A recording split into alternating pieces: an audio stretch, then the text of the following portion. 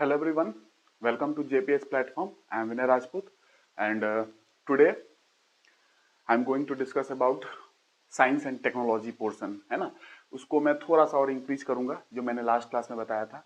और ये मेरा दूसरा लेक्चर है, सेकेंड लेक्चर है साइंस टेक्नोलॉजी की। जो लोग भी नए हैं, मेरा पहला लेक्चर जो आ चुकी है साइंस टेक्नोलॉजी की, उसमें मैंने बेसिक की बात की थी है ना। बेसिक इन द सेंस कि सब्जेक्ट इटसेल्फ क्या बताती है, सब्जेक्ट का मतलब क्या है, इस विषय का मतलब क्या है, क्योंकि ये एक विषय के फॉर्म में है। यूपीएससी और पीएससी की बात करूं, ना कि एक करंट अफेयर के फॉर्म में। ये करंट अफेयर के फॉर्म में नहीं है। अगर करंट अफेयर के फॉर्म में आप पढ़ोगे तो कभी भी साइंस टेक को समझ नहीं पाओगे, क्योंकि बेसिक अंडरस्टैंडिंग साइंस की चाहिए, तब जाके आप टेक्नोलॉजी को समझ पाओगे। अदरवाइज हमेशा बस रटते रह जाओगे और कभी याद नहीं होगी। तो साइंस टेक्नोलॉजी को एज ए सब्जेक्ट समझना है, उसकी बेसिक अंडरस्टैंडिंग करनी है, then you can understand technology, है ना। और आज मैं एग्जांपल भी दूंगा। तो लास्ट लेक्चर में मैंने एक लेक्चर जो मेरा गया है साइंस टेक्नोलॉजी की, और इसके साथ आपको पता है कि मेरी बायोलॉजी चल रही है। और बायोलॉजी जैसे कंप्लीट होगी, लाइफ साइंस जैसे कंप्लीट होगी, मैं इन्वायरमेंट इकोलॉजी स्टार्ट कर लूंगा, क्योंकि मुझे बायोलॉजी के कॉन्सेप्ट यूज करना है इन्वायरमेंट इकोलॉजी में। इसीलिए मैं इन्वायरमेंट इकोलॉजी इसके बाद स्टार्ट करूंगा। और तब तक साइंस टेक में हम लोग बायोटेक्नोलॉजी पढ़ेंगे, तो वहां भी यूज हो जाएगी, बिकॉज अपना बायोलॉजी कंप्लीट हो चुका होगा उस समय तक। ठीक है, तो बायोलॉजी के कॉन्सेप्ट मुझे यूज करने हैं, इनफैक्ट ज्योग्राफी में भी यूज करूंगा। तो टेंशन नहीं लेना है, सारा मैं कंप्लीट करा दूंगा। और अगर आप डिमांड करते हैं कि लंबे आवर्स करने के लिए, तो और जल्दी हो जाएगी। अदरवाइज ऐसे भी चलेंगे तो भी मैं कॉन्सेप्ट समझा दूं, बाकी तो हम लोग आगे भाग सकते हैं, लेकिन कॉन्सेप्ट समझोगे तो ही। और ज्यादा आगे जल्दी जल्दी भागोगे तो फिर वही होता है कि एक साल एग्जाम निकलती नहीं है, फिर एक साल और तैयारी करो, है ना। तो साल भर बर्बाद करने से अच्छा है तैयारी अच्छे से करो। और तैयारी इन द सेंस की हर चीज पढ़ नहीं सकते हैं। कितना चीज पढ़ोगे आप साइंस टेक की दुनिया में, कितना चीज पढ़ोगे? चीजें बहुत हैं, बहुत सारी चीजें हैं। आप नॉर्मली आप जानते हो एनर्जी, तो एनर्जी जो है, जो मैं स्टार्ट करूंगा आज, मे बी स्टार्ट हो जाए, बिकॉज मेरी पहली लेक्चर में मैंने साइंस और टेक्नोलॉजी को बताने की कोशिश की थी और इंजीनियरिंग को बताने की कोशिश की थी कि क्या प्रॉब्लम है लोगों को बीच में, लोगों के बीच में क्या प्रॉब्लम है इसको समझने में, है ना। इसको समझने में बहुत प्रॉब्लम है लोगों को। इतनी सिंपल चीज नर्सरी एलकेजी से इनफैक्ट लोग स्टार्ट कर देते हैं साइंस पढ़ाना, लेकिन अभी भी मैंने पाया नहीं इस यूपीएससी के क्षेत्र में, और नीचे लेवल की बात नहीं करो, कि कोई साइंस को उस तरीके से समझाए कि साइंस है क्या। बोलना बहुत आसान है, हिंदी में बोल दीजिए, प्रायोगिक परीक्षणों पर आधारित, प्रायोगिक मतलब एक्सपेरिमेंट, प्रायोगिक परीक्षणों पर आधारित क्रमबद्ध ज्ञान है। प्रायोगिक परीक्षणों पर आधारित ज्ञान को क्रमबद्ध ज्ञान, मतलब कि ज्ञान को विज्ञान कहते हैं, है ना। या किसी भी सुसंगठित सुव्यवस्थित ऐसा ज्ञान जो सुसंगठित हो, सुव्यवस्थित हो, क्रमबद्ध हो, ये ठीक है। मैंने पिछले क्लास में बताया था, मैं दोहराना नहीं चाहता हूं। जो लोग नए हैं उसको जाके देखो, क्योंकि आज मैं एक डिफरेंट पर्सपेक्टिव में, डिफरेंट वे में आपको साइंस टेक्नोलॉजी समझाने वाला हूं। थोड़ा सा फिलोसफिकल वे होगा, हम लोग थोड़ा फिलोसफिकल वे में समझेंगे। और ये लास्ट है, इसके बाद मैं नहीं समझाऊंगा साइंस टेक्नोलॉजी, बिकॉज ये खुद अपने आप में, साइंस टेक्नोलॉजी अपने आप में एक सब्जेक्ट है। फिलोसफिकल वे में, फिलोसफिकल वे में जो मैं समझा रहा हूं ना, ये अपने आप में एक सब्जेक्ट है। बट आपको पढ़ो, आज मैं पढ़ाता हूं और आप फीलिंग लो कि क्या और चीज हो सकता है, आपने क्या सोचा, कैसा मजा आया आपको। ठीक है, क्योंकि मैंने लास्ट क्लास में जो मेरी साइंस टेक्नोलॉजी की क्लास गई है, वो उसमें मैंने एक नॉर्मल साइंस का व्यू रखा है ना। साइंस के व्यू से मैंने बताने की कोशिश की थी, और वो लेक्चर देख के ही आना जो नए हैं। वो लेक्चर यूट्यूब पे है, जेपीआईएएस के प्लेटफॉर्म पे। हमारा प्लेटफॉर्म जेपीआईएएस, ठीक है। और जेपीआईएएस के प्लेटफॉर्म, जिस प्लेटफॉर्म पे आप देख रहे हो, जेपीआईएस के प्लेटफॉर्म पे ये लेक्चर है। पहला लेक्चर गए हुए, सेकंड लेक्चर ये जा रही है, और उसके बाद एनर्जी हम लोग स्टार्ट करेंगे। लेकिन इस लेक्चर में हम लोग साइंस टेक्नोलॉजी में क्या बात करेंगे, नॉर्मली हम लोग फिलोसफिकल आपको समझाने की कोशिश करूंगा कि कैसे आप सोसाइटी से भी लिंक कर सकते हैं। ठीक है, और कुछ एग्जांपल्स भी दूंगा बेसिक साइंस और टेक्नोलॉजी की। ठीक है, और कैसे साइंस टेक्नोलॉजी हमारे जो दुनिया में प्रोसीड करते हुए आ रही है ना, क्या साइंस न्यूट्रल है, क्या टेक्नोलॉजी न्यूट्रल है, ये चीजें समझनी जरूरी है। क्योंकि आप लोग कहीं ना कहीं इथिक्स पढ़ोगे, कहीं ना कहीं हिस्ट्री पढ़ रहे हो, पॉलिटी पढ़ रहे हो, ठीक है, तो वहां पे भी, और इथिक्स में आप गुड बैड राइट रॉन्ग बहुत सारी चीजें पढ़ना पड़ता है वहां पे। तो थोड़ा सा ये व्यू रखना पड़ेगा आपको साइंस को लेते हुए, ठीक है ना। और बाकी मैं जब पढ़ाऊंगा आपको, मैंने बताया भी है सोशियोलॉजी में पढ़ाऊंगा, फिलोसफी का भी पोर्शन में लूंगा। आज फिलोसफिकल व्यू आपको दूंगा साइंस टेक्नोलॉजी से रिलेटेड, ठीक है, तो सुनते जाएं। तो मैंने साइंस के बारे में क्या बताया था, जो लोग नए हैं वो हमारा पुराना लेक्चर जाके देखे, क्योंकि वो देखोगे तो ही अंडरस्टैंडिंग बनेगी, डायरेक्ट अंडरस्टैंडिंग उतनी नहीं बनेगी जिस तरीके से मैं अंडरस्टैंडिंग दे रहा हूं। और एनर्जी स्टार्ट करेंगे। एनर्जी में आपको पता है बेसिक एनर्जी से क्वेश्चन बहुत सारे आते हैं, 15 से 18 क्वेश्चन जनरल साइंस से आपको यूपीएससी मिल जाएंगे।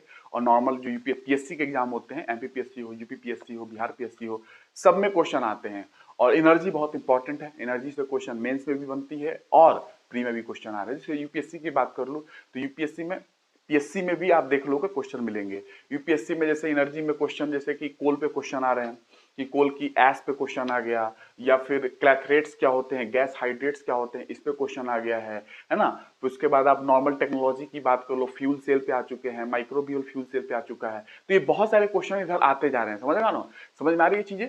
तो ये पेट्रोलियम पे आपको क्वेश्चन आ सकती है कि पेट्रोलियम जैसे एलएनजी टर्मिनल्स कहाँ कहाँ हैं, है ना, पहले आ चुका है क्वेश्चन ये एलएनजी टर्मिनल्स कहाँ कहाँ हैं। तो ये चीजें आपको क्वेश्चन जो आ रही है मैं उसको करवाता जाऊंगा अच्छे तरीके से। और न्यूक्लियर भी पढ़ना है, न्यूक्लियर एनर्जी। लेकिन पहले एनर्जी समझो। न्यूक्लियर एनर्जी के लिए मुझे थोड़ा सा एटम की अंडरस्टैंडिंग आपको देनी पड़ेगी।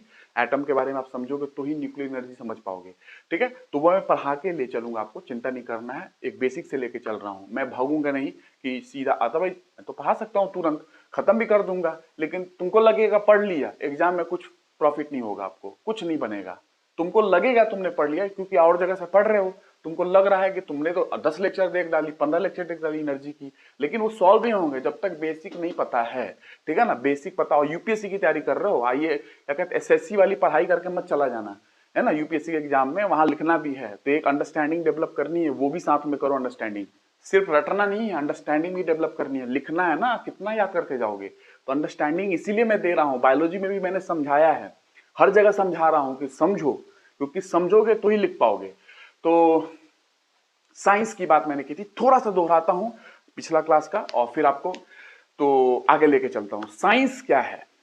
साइंस की अगर बात करूं तो science is a systematic knowledge. मैं उतना नहीं बात करूंगा जितना मैंने पिछली क्लास में बात किया था, उसी सेम चीज को दोहराना नहीं है मुझे यहाँ, लेकिन थोड़ा सा बात करके निकलता हूँ और एक एग्जांपल दूंगा आपको। उसके बाद हम लोग फिलोसफी में इंटर करेंगे साइंस टेक्नोलॉजी की। What is the philosophy of science, what is the sociology of science, what is the history of science, what is the psychology of science, what is the, थोड़ा देर उन्होंने इनसे relate करनी है, philosophical चीजें से relate करनी है अपने को।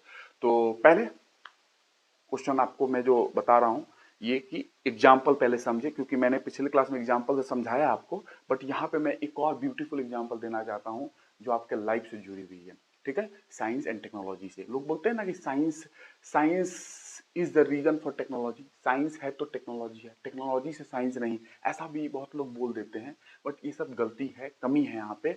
ऐसा क्या है मैं अभी बताने वाला हूँ, बट अभी आप समझे कि साइंस क्या है। तो science is A systematic knowledge, है ना, सिस्टमैटिक नॉलेज है। और पिछला लेक्चर ये मत कहना कि मैंने यहाँ पे क्यों कम बताया, पिछला लेक्चर में मैंने ये चीजें बहुत डिस्क्राइब करके दी है, पूरा एक्सप्लेन किया है, ठीक है ना। उसको कान खोल के अच्छे से शांति से बैठ कर सुनोगे तो समझ में आएगी। ऐसा नहीं है बुक में लिखा नहीं मिलेगा वो सारी चीजें, कि बुक में कहीं पढ़ लोगे, इम्पॉसिबल, इम्पॉसिबल। जाके उसको देखो, किसी टीचर ने भी वो सब चीज बताया नहीं है, ठीक है ना, अंडरस्टैंडिंग की बात है।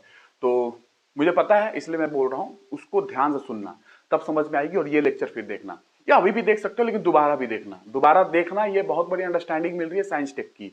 और साइंस टेक की नहीं, अभी आप खुद सोचो कि आपकी कितनी अंडरस्टैंडिंग मिल रही है, किस किस फील्ड की। तो science is A systematic knowledge, आप समझ चुके हो। सिस्टमैटिक नॉलेज में क्या करना है साइंस में, साइंस अगर एक सिस्टमैटिक नॉलेज है तो किसी भी फील्ड ऑफ स्टडी बात कर लो, कोई भी स्टडी की फील्ड हो, कोई भी, आर केमिस्ट्री हो, history of science, philosophy of science, तो सब जगह एक सिस्टमैटिक नॉलेज, सिस्टमैटिक वे में आप किसी भी फील्ड ऑफ स्टडी को रखना चाहते हो, सिस्टमैटिक नॉलेज है। Science is a systematic knowledge about a particular field of study, about a field of study, ठीक है ना, किसी भी फील्ड की बात कर लो, सिस्टमैटिक नॉलेज है। और ये क्या करती है, ये नॉलेज को बिल्ड करती है, नॉलेज को, ज्ञान को बिल्ड करती है, ऑर्गेनाइज करती है उसको। ऑर्गेनाइज समझते हो ना भाई, कोई चीजें ऑर्गेनाइज वे में है ना, तो सही माना जाता है। अब बिखरा बिखरा हो तो अच्छा नहीं है, तो इसीलिए नॉलेज ऑर्गेनाइज होना चाहिए, ताकि भैया जैसे आपको कोई बोले कि भैया कोई चीज है तो 1 2 3 4 ऑर्गेनाइज है, अब 1 यहाँ 2 वहां 3 यहाँ, तो डिसऑर्गेनाइज समझ में नहीं आएगी ना। तो इसीलिए समझ में आ रहा है ना, ऑर्गेनाइजेशन में होना चाहिए चीजें। ऑर्गेनाइज्ड व्यक्ति भी अच्छे माने जाते हैं कि वेल ऑर्गेनाइज्ड पर्सन है ना।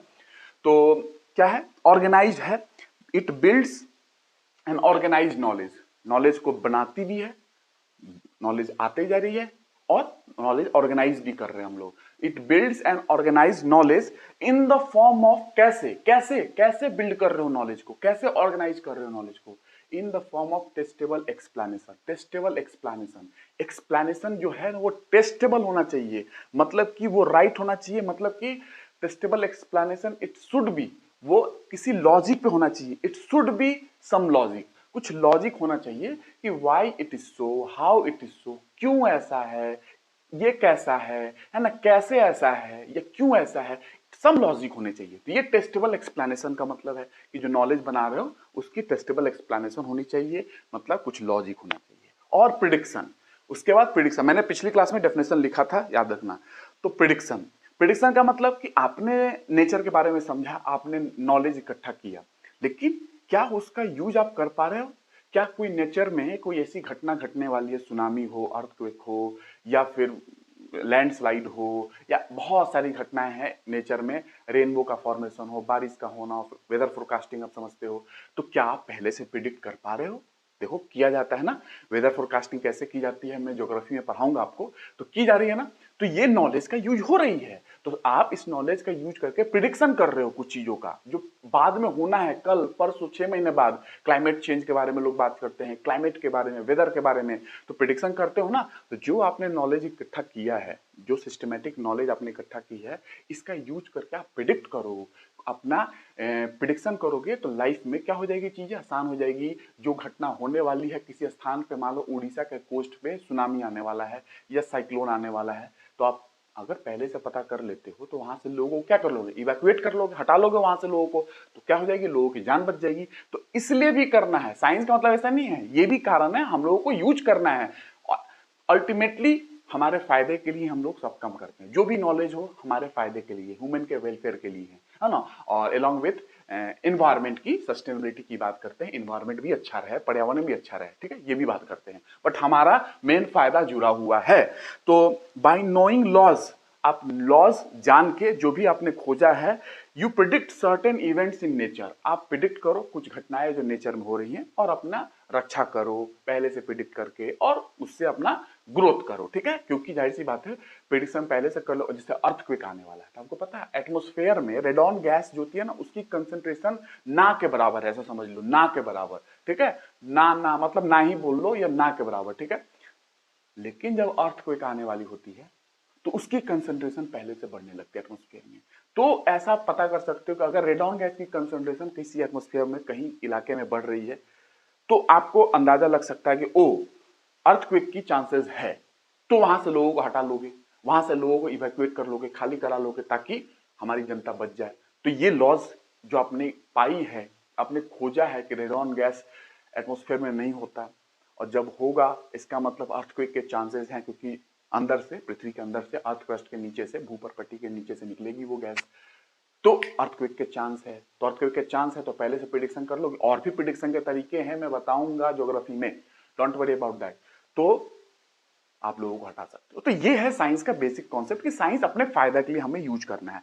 फिर मैंने बताया था कि टेक्नोलॉजी, तो ये टेक्नोलॉजी और साइंस को लेते हुए मैं आपको एग्जांपल दूंगा। टेक्नोलॉजी क्या है?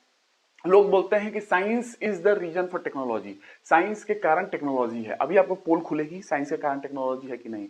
तो टेक्नोलॉजी क्या है? Technology is the practical application of science to design product. Science का आप प्रैक्टिकल एप्लीकेशन कर रहे हो टू डिजाइन प्रोडक्ट। प्रोडक्ट जैसे ये मोबाइल, ये प्रोडक्ट है, इसको डिजाइन करने में आपने साइंस का यूज किया। तो क्या यूज किया, क्या यूज किया इसको डिजाइन करने में आपने? मैंने डेफिनेशन पिछले क्लास में लिखा था, आज मैं एग्जांपल देने वाला हूं। देखो प्रॉब्लम क्या आ रही थी कि आज के बहुत साल पहले चले जाओ तो जो मोबाइल आती थी उसमें क्या था, ये जो कॉर्नर था ना, ये देखो, ये कॉर्नर अभी राउंडेड है, राउंड किया गया है, लेकिन उसमें शार्प हुआ करता था, ऐसे और सीधा शार्प, राउंड नहीं था यहाँ पे।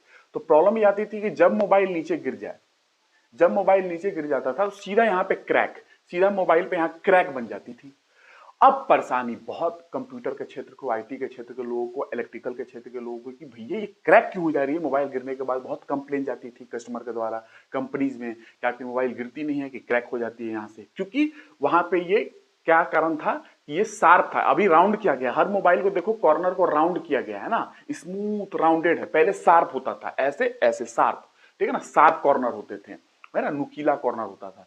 तो उस समय तक लोगों ने इतना ध्यान नहीं दिया, क्वेश्चन ये घूम रही थी कि भैया कैसे ये टूट जाती है, कैसे क्रैक डेवलप हो जाता है कॉर्नर से। ठीक है, ये टेक्नोलॉजी है जैसे एक तरीके से, क्योंकि मैंने बताया ना science is the technology is the practical application of science to design product. एक प्रोडक्ट को डिजाइन करने के लिए आप साइंस का यूज करते हो तो एक प्रोडक्ट आपके सामने है, दिस इज टेक्नोलॉजी। ठीक है, और इस टेक्नोलॉजी में प्रॉब्लम क्या थी कि यहाँ पे क्रैक आपको मिल जा रहे थे। ठीक है, क्रैक आ रहे थे तो लोग बहुत पूछताछ हुई, क्या हुआ, कैसे हो रहा है, क्यों हो रहा है। बाद में एक मैकेनिकल इंजीनियर के द्वारा ये बात बताया गया कि जो आपके मोबाइल में क्रैक्स आ रहे हैं इसका रीजन ये है कि आपने मोबाइल के कॉर्नर को क्या किया है, शार्प करके रखा है आपने, शार्प।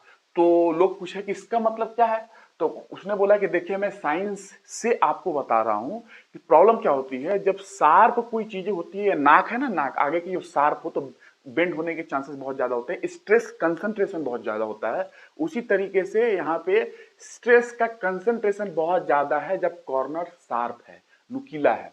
तो इससे क्या होगा, लोगों ने पूछा मैकेनिकल इंजीनियर से, तो उसने बताया कि शार्प कॉर्नर से स्ट्रेस कंसंट्रेशन होता है और स्ट्रेस कंसंट्रेटेड है। मैं ज्यादा टेक्निकल नहीं बात करूंगा, ठीक है, बट आप ऐसा समझ सकते हो, जो नए लोग हैं, मैं इंजीनियरिंग भी पढ़ाता हूं, गेट का भी पढ़ाता हूं, गेट एग्जाम अगर जानते होंगे तो, ठीक है, लेकिन फिर भी स्ट्रेस का कंसंट्रेशन आपको समझना है। जस्ट समझ जाओ कि स्ट्रेस इस शार्प कॉर्नर होने के कारण यहाँ पे कंसंट्रेटेड है और बिकॉज ऑफ दिस यहाँ पे जब भी गिरती है तो इंपैक्ट के कारण यहाँ पे क्रैक्स डेवलप हो जाते हैं because of stress concentration at the corner, है ना, शार्प कॉर्नर।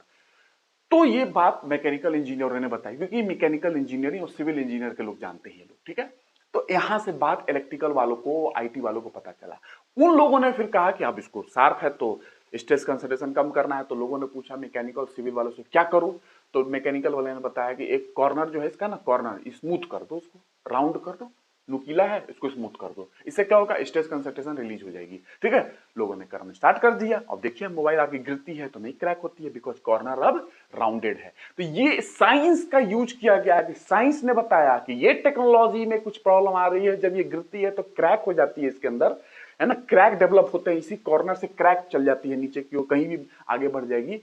ये टेक्नोलॉजी में प्रॉब्लम थी। इस टेक्नोलॉजी के प्रॉब्लम को सॉल्व करने के लिए साइंस का यूज किया गया। साइंस में पता चला कि जब भी कॉर्नर शार्प होता है तो वहां पे स्ट्रेस कंसंट्रेशन होती है, स्ट्रेस कंसंट्रेशन के कारण स्ट्रेस कंसंट्रेटेड है तो वहां पे क्रैक होने के चांसेस बहुत पड़ते हैं, बहुत होते हैं, और जब भी मोबाइल गिरेगा, इंपैक्ट होगा तो क्रैक डेवलप हो जाएंगे। साइंस से पता चला कि साइंस ने बताया कि नहीं, एक काम करो, अगर स्ट्रेस कंसंट्रेशन को रिलीज करना है, खत्म करना है, तो आप कॉर्नर को राउंड कर दो, राउंड कर दोगे तो स्ट्रेस कंसंट्रेशन रिलीज हो जाएगी, और स्ट्रेस कंसंट्रेशन रिलीज हो जाएगी तो आपके जो मोबाइल नीचे गिरेगी जमीन पे तो इसमें स्ट्रेस कंसंट्रेशन नहीं है, रिलीज हो चुकी है, तो आपका मोबाइल क्रैक नहीं करेगा कॉर्नर से।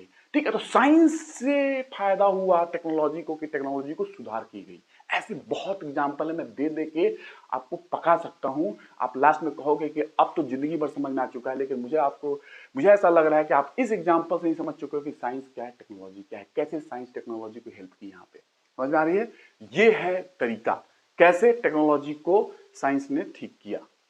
साइंस में घुर के पीछे घूम के गए लोग, और साइंस से ही मैकेनिकल इंजीनियर, सिविल इंजीनियर्स ने इलेक्ट्रॉनिक्स इंजीनियर को बताया कि आप इसको राउंड करो, तब जाके क्रैक वगैरह डेवलप नहीं होगी जब गिरेगी मोबाइल। ठीक है, क्योंकि स्ट्रेस कंसंट्रेशन का इफेक्ट आ रही है। स्ट्रेस कंसंट्रेशन ये आपको उतना नहीं पढ़ना है ये सब चीजों के बारे में, लेकिन आप समझ सकते हो स्ट्रेस क्या होती है। ठीक है ना, वही स्ट्रेस। ठीक है, ये सबसे बेस्ट एग्जांपल है मेरे हिसाब से आप लोगों को समझाने के लिए, लाइव से मैंने समझाया है, जो ये प्रैक्टिकली हुआ था। ठीक है, ऐसा चीजें है। ठीक है, तो ये है, जैसे नाक अगर किसी का लंबा हो ना, लंबा, तो यहाँ पे कॉर्नर पे स्ट्रेस कंसंट्रेशन के चांसेस जो होते हैं, शार्प होगा ना, तो शार्पनेस वहां पे भी है कॉर्नर पे, तो स्ट्रेस कंसंट्रेशन के कारण नाक बेंड होने की चांसेस होती हैं। ठीक है, ये भी सच्चाई है, ऐसा नहीं है, फिजिक्स से बता रहा हूं मैं, ये सच्चाई है। ऐसे बहुत जगह आप सुन सकते हो, फिर कॉर्नर जहां जहां है वहां पे ये प्रॉब्लम होती है। ठीक है, स्ट्रेस कंसंट्रेशन हो जाती है और प्रॉब्लम आ जाती है। ये एक एग्जांपल है। तो टेक्नोलॉजी आप समझ गए। इंजीनियरिंग की मैंने बात की थी, ये एग्जांपल ध्यान रखना, और भी एग्जांपल दूंगा मैं भी। इंजीनियरिंग की जब फिलोसफी में आ रहा हूं तो फिलोसफिकल एग्जांपल दूंगा। ये तो एक टेक्नोलॉजी साइंस से मैंने एग्जांपल दिया कि कैसे साइंस टेक्नोलॉजी की हेल्प कर रही है यहाँ पे। ठीक है, तो technology is the practical application of science to design product. Product आपको बन गई साइंस का यूज करके, लेकिन उसी साइंस का यूज करके प्रोडक्ट की डिजाइन में कमी थी, क्रैक आ रही थी, उसको ठीक भी किया गया। ठीक है, आप समझ में आ रही होगी। तो साइंस आपको समझ में आई कि टेक्नोलॉजी बनी है मोबाइल, ठीक है। और साइंस की सहायता से ही टेक्नोलॉजी जो है डिजाइन है, इसमें डिजाइन में कुछ बदलाव भी किया गया, जैसे कॉर्नर को राउंड किया गया ताकि क्रैक ना आए। लेकिन आपको मैं बता दूं, टेक्नोलॉजी से भी साइंस आती है, टेक्नोलॉजी से भी साइंस आती है, मैं भी बताऊंगा, थोड़ी देर इंतजार करो, ठीक है। तो आपको टेक्नोलॉजी समझ में आ गई है, मैंने समझा दिया, डेफिनेशन अब पूरा नहीं बताऊंगा, मैंने पिछली क्लास में मैंने पूरा बताया है, जाके देखो, लाइव अगर बनानी एग्जाम निकालनी है तो देखो, आपको मैं बता दे रहा हूँ, यूट्यूब के क्षेत्र में कहीं पे भी ये सब चीज, किसी चीजों को, किसी भी लोगों को पता नहीं है सारी चीजों के बारे में, मैंने देखा है तब मैं बोल रहा हूँ, ऐसा नहीं बोल रहा हूँ। और मुझे अफसोस है कि क्यों नहीं पता है, क्योंकि हमारे देश में नॉलेज जो है वो पुरातन काल से बहुत ही बेहतरीन नॉलेज है, बहुत ही बेहतरीन लोग हमारे यहाँ के साइंटिस्ट होते कुछ भी, वो बहुत बेहतरीन थे। लेकिन अब जो ये माहौल आया है ना, ये यूट्यूब वाली, ये बहुत कचरा मचा के रखे हुए हैं, लोग समझ नहीं पा रहे हैं कि चीजें क्या सही है क्या गलत है, जो मिल रहा है हाँ सही तो है, एग्जामिनेशन हॉल में उससे काम नहीं चलने वाला है, अंडरस्टैंडिंग चाहिए, अंडरस्टैंडिंग, ठीक है। तो पहचानो, पहचानो ग्राहक, पहचानो, ठीक है। तो मैं, अगर मेरी बात करते हो तो इतना समझ जाओ कि जो भी लोग यूट्यूब देख रहे हैं और जो भी आईआईटीज में हैं, मेरे से बहुत पढ़े हुए लोग आईआईटीज में मेरे फ्रेंड हैं, मुझसे पढ़े हुए भी लोग हैं, और मेरी बहुत स्टोरी है, ठीक है। जो लोग हैं वो आने वाले समय में आपको खुद बताएंगे, ठीक है, मैं नहीं बताऊंगा ज्यादा, मेरे बारे में आपको खुद आइडिया मिल जाएगी कि क्या है, और बाकी आपको दिख रही है मैं क्या दे रहा हूँ। महत्वपूर्ण ये बात है कि मैं आपको क्या दे रहा हूँ, आपको समझ में आ रही है कि नहीं आ रही है, और वो मिल रही है जो एग्जाम की रिक्वायरमेंट है, ये डिपेंड करती है, ये बात इंपॉर्टेंट है, ठीक है। तो वो मिलेगा, उसमें कमी नहीं होगी। ये जो मैं बता रहा हूँ, इस साइंस टेक्नोलॉजी एंड फिलॉसफी पे मैं 50-60 घंटे तक लेक्चर ले सकता हूँ, एक टोटली डिफरेंट सब्जेक्ट होगा, वहां पे अलग ही बात चलेगी, science technology and sociology philosophy सब कुछ इंक्लूड करके साइंस में मैं पढ़ा सकता हूँ, बट रिक्वायर्ड नहीं है। लेकिन आज तो फ्लेवर मिलेगी उसकी, थोड़ी सी रिक्वायर्ड नहीं है, फ्लेवर मिलेगी, क्योंकि आपको हिस्ट्री वगैरह ये सब चीजें पढ़नी है, फिलॉसफी वगैरह भी है, ऑप्शनल में लोग पढ़ते हैं, सोशियोलॉजी है, सारी चीजें है, तो फ्लेवर मिलेगी, अंडरस्टैंडिंग अच्छी हो जाएगी आपकी, फिर एनर्जी स्टार्ट करूंगा मैं। तो इंजीनियरिंग और टेक्नोलॉजी क्या एक है, मैंने बताया था कि मैंने अलग विषय भी आपको बताया था कि टेक्नोलॉजी जो होती है, ऐसा नहीं सोचना है जो लोग बोलते हैं, मैंने टेक्नोलॉजी का डेफिनेशन आपको बताया पिछली क्लास में, मैंने और समझाया था। टेक्नोलॉजी का मतलब ऐसा नहीं है कि मानव के उपयोग के लिए है उपयोग के लिए है। तो आपसे किसने कह दिया कि साइंस मानव के उपयोग के लिए नहीं है? साइंस से ही यूज करके तो आपने मोबाइल की कॉर्नर को सही किया, तो साइंस किसने बोला कि मानव के उपयोग के लिए नहीं है, ह्यूमन वेलफेयर के लिए नहीं है? साइंस भी है। एनी फॉर्म ऑफ नॉलेज, कोई भी नॉलेज का फॉर्म हो, कोई भी ज्ञान जो मानव ने इकट्ठा किया है, वो सारे अपने फायदे के लिए किया है, ठीक है, अपना फायदा ही सोचा जाता है। साथ में इन्वायरमेंट की भी बात कही गई है हमारे लिटरेचर्स में, ठीक है, और रखना भी चाहिए, जैसा आपका इन्वायरमेंट होगा वैसा आप रहोगे, वैसा आपका हेल्थ रहेगी।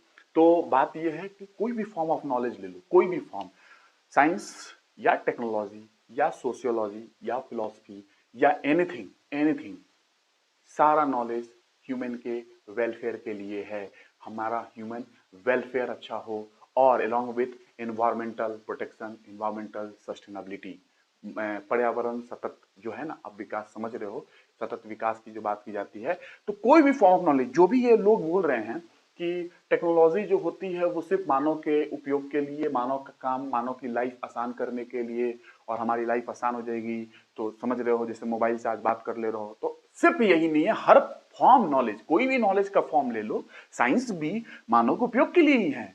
आपने देखा मैंने कैसे साइंस का यूज करके मोबाइल की क्रैक को ठीक की, मैकेनिकल इंजीनियर्स ने बताया इलेक्ट्रॉनिक्स इंजीनियर को कि ये कीजिए, तब मोबाइल जाके गिरने के बाद क्रैक नहीं डेवलप होगा। तो साइंस का यूज हुआ ना मानव के उपयोग के लिए। तो any knowledge, as matter of fact, any knowledge is not only the science, science ही नहीं है, not only the science, not only the technology, प्रौद्योगिकी भी नहीं है, प्रौद्योगिकी, बट फिलॉसफी, सोशियोलॉजी, फिलॉसफी की बात कर लो, सोशियोलॉजी की बात कर लो, साइकोलॉजी की बात कर लो, और any other form of knowledge, कोई भी नॉलेज का फॉर्म हो जो भी आपने इकट्ठा किया है, ग्रहण किया है, कोई भी अदर फॉर्म ऑफ नॉलेज, वो सिर्फ और सिर्फ knowledge welfare of human being के लिए ही है, एंड आल्सो द एनवायरमेंट जहां हम रहते हैं, है ना, welfare of human being and also for the environment where they live, there should be the motto, ये हमारा उद्देश्य है, ठीक है, यही हमारा उद्देश्य है। बट अनफॉर्चुनेटली, दुर्भाग्यवश, हम अपने एनवायरमेंट को अच्छा नहीं रख पा रहे हैं, इस पर्सपेक्टिव से हम लोग नहीं कर पा रहे हैं काम, जिस पर्सपेक्टिव से हम ये सोचते थे कि वो नॉलेज का यूज करके ह्यूमन वेलफेयर की बात की जाएगी और एनवायरमेंट की बात की जाएगी, है ना, जहां हम रहते हैं। लेकिन ये हमारा मोटो है, ये हमारा उद्देश्य है। लेकिन राइट नाउ, अभी के समय में आप क्लाइमेट चेंज की बात कर रहे हो, पॉल्यूशन की बात कर रहे हो, तो unfortunately we do not look at it that perspective, हम इस पर्सपेक्टिव से, इस परिप्रेक्ष्य में हम लोग नहीं देख रहे हैं आजकल, ठीक है। बट चीजें हमारी मोट्टो जो है वही है, नॉलेज का यूज करना ह्यूमन वेलफेयर के लिए एंड इन्वायरमेंट के लिए, जहां हम रहते हैं, वेयर दे लिव, ठीक है। ये बात है, समझ में आई। तो क्या है डिफरेंस? कभी भी टेक्नोलॉजी का मतलब ये नहीं समझना है कि मानव वेलफेयर हमारी लाइफ आसान करेगा। अरे सारे नॉलेज का कोई भी फॉर्म ले लो, ह्यूमन वेलफेयर के लिए है। ये क्यों बोलते हो टेक्नोलॉजी हमारे वेलफेयर के लिए? तो बाकी नॉलेज क्या है? चाटने के लिए है, उसी लिए है, ठीक है। तो ये गलत है बोलना। एग्जैक्ट आपकी नॉलेज में कमी झलक रही है, फिर यहाँ पे आपको अंडरस्टैंडिंग नहीं है, या आप पढ़ाते जा रहे हो, आपको लग रहा है आप सही बोल रहे हो, ठीक है, क्योंकि आपको इससे ये नॉलेज मिली नहीं जो मैं बता रहा हूं, तो आपको लगता है आप सही हो। सही नहीं हो आप, ठीक है ना, सही नहीं हो। तो मैं आया हूं यूट्यूब पे, तो आप लोग ग्रहण करो नॉलेज और मजा लो। फिर तो क्या है, फिर क्वेश्चन पूछोगे क्या है टेक्नोलॉजी, क्या है इंजीनियरिंग? टेक्नोलॉजी इंजीनियरिंग, मैंने बायोलॉजी की पहले लेक्चर में भी टेक्नोलॉजी इंजीनियरिंग को समझाया है। मैंने मैकेनिक्स की लेक्चर जो मेरी आ रही है, मैकेनिकल इंजीनियरिंग में सिविल इंजीनियरिंग की पार्ट है, एक्सीपीआई को कंबाइन करके जो कॉमन सिलेबस में पढ़ा रहा हूँ, वहां पे भी मैंने टेक्नोलॉजी इंजीनियरिंग को डिफाइन किया है, इंजीनियरिंग मैकेनिक्स गेट की एग्जाम में, ठीक है।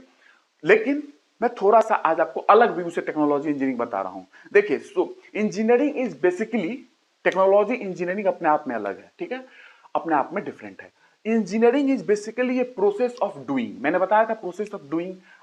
तो प्रोसेस ऑफ डूइंग है, मतलब करने की प्रक्रिया, एक तरीके से प्रोसेस ऑफ डूइंग है। जैसे मैंने एग्जांपल दिया था, I know how to write, मैंने एग्जांपल दिया था, पता है हाउ टू राइट, पेन की डेवलपमेंट मैंने बताई थी, है ना, कि निब से लिखते थे, फिर पेन आई, फिर उसके बाद फाउंटेन पेन आई, फिर उसके बाद बॉल पेन आई, फिर उसके बाद जेल पेन आई। मैंने डायरेक्ट बता रहा हूं, पिछले क्लास में मैंने अब अच्छे से बताया, लेक्चर जाके देखना, ठीक है, जो फर्स्ट लेक्चर आ चुका है, लेक्चर 1 साइंस टेक्नोलॉजी की। तो ये जो पेन है ना, ये एंड रिजल्ट है, पेन का आना। और जो राइटिंग की जो प्रोसेस है, दिस इज द प्रोसेस। इस वे में अगर डिफाइन करना चाहते हो तो राइटिंग की जो प्रोसेस है, the process of writing is engineering, जो अपने लिखते हैं, हमारे पूर्वज लिखते आ रहे हैं, है ना।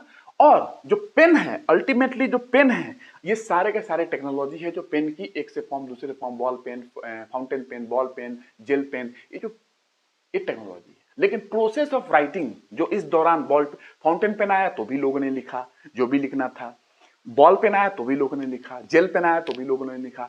शुरुआत में जब पेन नहीं था तो फिर लोग क्या करते थे कि पाम का लीफ, पाम का पत्ते पे लिखते थे, तो भी उस समय एक था। तो वो सारा टेक्नोलॉजी है, लेकिन जो प्रोसेस ऑफ राइटिंग है वो इंजीनियरिंग है।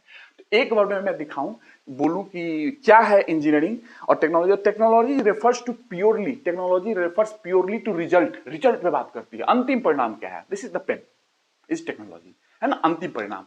Technology refers purely to result and engineering refers purely to processes, प्रक्रिया लिखने की। ये जो प्रक्रिया आती गई ना हमारे पूर्वज से होते हुए अभी तक आप लिख ही रहे हो, ये जो प्रोसेस ऑफ राइटिंग है, प्रोसेस ऑफ डूइंग है, ये है इंजीनियरिंग, ठीक है। और अलग पर्सपेक्टिव से भी समझना है, ये मैंने अलग वे से बताया है। अलग वे मतलब कि आपका अंडरस्टैंडिंग बहुत मजेदार हो जाएगी।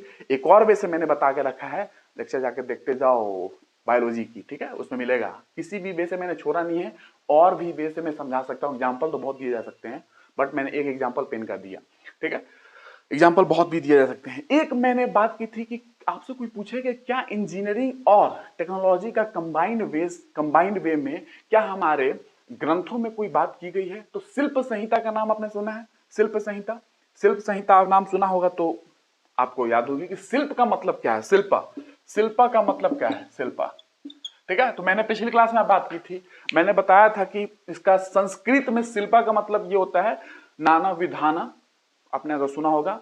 वास्तुना, वास्तुना यंत्राना, यंत्राना का मतलब क्या है? मशीन। वास्तुना का मतलब क्या है? मटेरियल।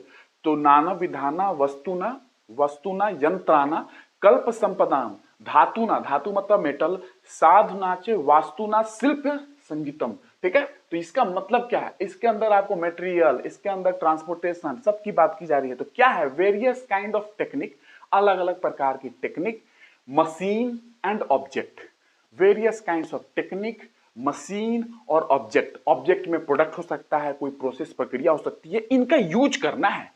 मशीन का यूज करना है, प्रोडक्ट जो बना रहे हो उसका यूज करना है, कुछ प्रक्रिया आपके पास है, प्रोसेस का यूज करना है, टेक्निक जो आपके पास है उसकी यूज करनी है, जो वेरियस काइंड्स ऑफ हैं। ये शिल्प संहिता के जो संस्कृत वर्ड है ना, उसका मैं एक्सप्लेनेशन कर रहा हूं। तो various kinds of technique, machines, machine, machine समझते हो ना, थ्री इडियट्स के एग्जांपल याद होगा, थ्री इडियट्स में जो बताया था उसने, ठीक है। तो machine is anything which can reduce human effort, this is the right thing. Machine जो उसने बताया था, machine is a combination of resisting body which is having some relative motion with respect to some other part, ये चीजें भी सही है, but एक फीलिंग आना होना जरूरी है। यस, मशीन जो उसने बताया था वो सही है, ठीक है, बट जो आमिर खान ने बताया था वो एक्चुअली सार है, यही चीज है। तो रटाफिकेशन अलग चीज होती है, मैं अंडरस्टैंडिंग दे रहा हूँ इसीलिए, अदरवाइज मैं तो सीधा साइंस लिख के निकल जाता है, यार पढ़ लो, तुम भी कहते हैं साइंस क्या है, किसी भी सुसंगठित सुव्यवस्थित क्रम अभियान को। अरे भैया समझो, टेक्नोलॉजी मैंने समझाया क्या कि हर मानव के फायदे के लिए है, मानव का लाइफ आसान हो जाता है। तो और नॉलेज क्या करती है भैया, वो भी सारे मानव के फायदे के लिए, मानव की लाइफ आसानी करती है। तो अंतर है, वो नहीं है सिर्फ, ठीक है, मैंने समझा दिया क्या है टेक्नोलॉजी। तो various kinds of tech, Shilpa Samhita का मतलब क्या है, various kinds of technique, machines and product या प्रोसेसेस विच इज यूज्ड, आप उसका यूज करेंगे, which is used for the extraction, metal mining करनी है, माइनिंग होती है, एक्सट्रैक्शन, ट्रांसपोर्टेशन एंड हैबिटेट, जहां पर रहते हो, आवास।